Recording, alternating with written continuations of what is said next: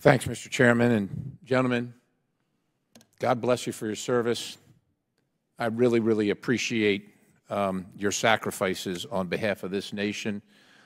As often is the case, my position here up on this dais is my 5 minutes. Most of it will be spent correcting, in my opinion, the record of the things that have been said previous, as opposed to the questions I might have asked each of you. So I'm going to go through a couple things here, and maybe it's not only correction, but it's clarification of the record, as I would like to say it. Sure, Mr. Seidel, is that how you say your name?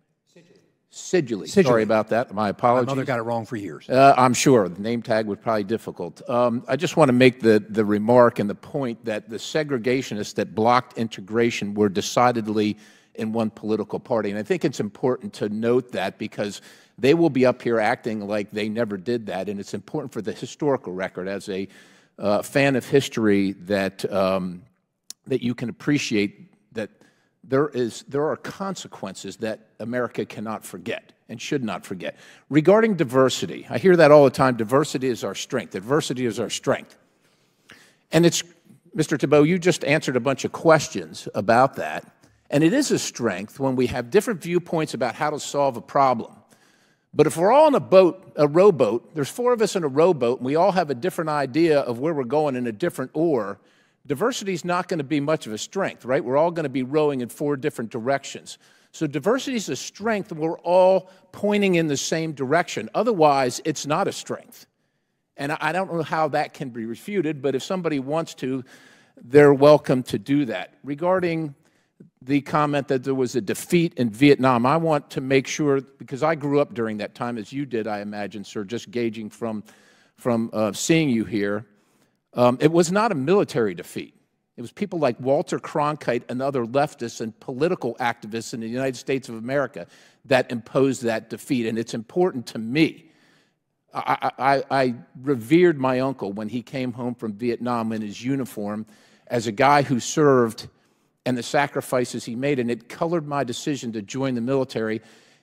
And it's important, again, for the record, to remind Americans that the military did not lose that war. That was a politically lost war, and I don't want that to be attributed or ascribed to the military. Regarding the McCarthy hearings, I want to remind everybody in the room that while I disagreed with his tactics, as most Americans did, if they read Whittaker Chambers' book Witness, and if they go through the Venona transcripts, almost every single person he named was a communist sympathizer, organizer, and involved in the subversion of the United States government. Let's not forget that. Regarding those folks that were held up by by Senator Tuberville, and the fact that they didn't complain, well, good for them. Because when we wear the uniform, yours is not to question why, yours is just to do and die. And we don't talk about political things because it is against the regulation. So they weren't doing anything grandiose. They were doing their duty as they should.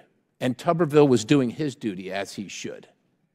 The policies in the military regarding the subject at hand are wrong. And thank God somebody was willing to fight for them.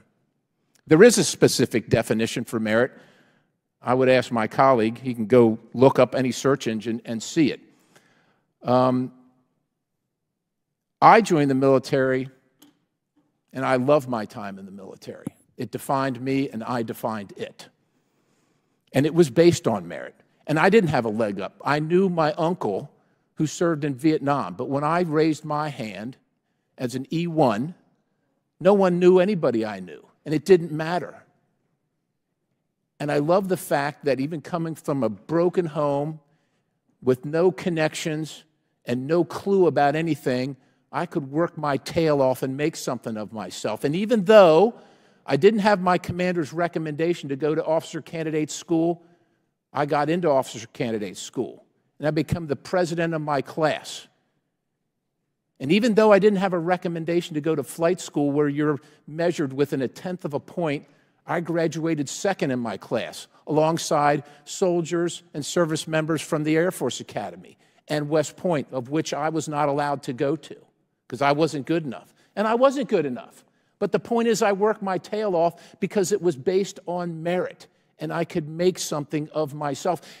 And while I complained to myself, I didn't complain to anybody else when I tried to get an inter-service transfer from the Army to the Air Force, because instead of flying Cobras, I wanted to fly F-16s. And a friend of mine, he got to go.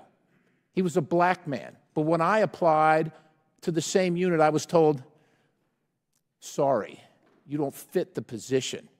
You know what I did? I got after my job as a Cobra pilot. I got after my job and I went on with my life.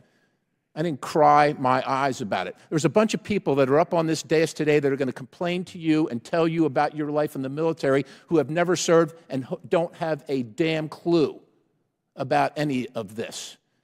But Mr. Lohmeyer in particular, Mr. Thibault in particular, God bless you for your viewpoints and your willingness to sacrifice what you have for the things that you believe in, because you are correct.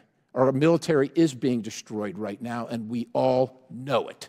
We all know it. And while I wish and I hope that it still remains the best military in the world, I'm not sure that that's the case anymore, and we better damn well come to that realization and get after that. Mr. Chairman, I yield.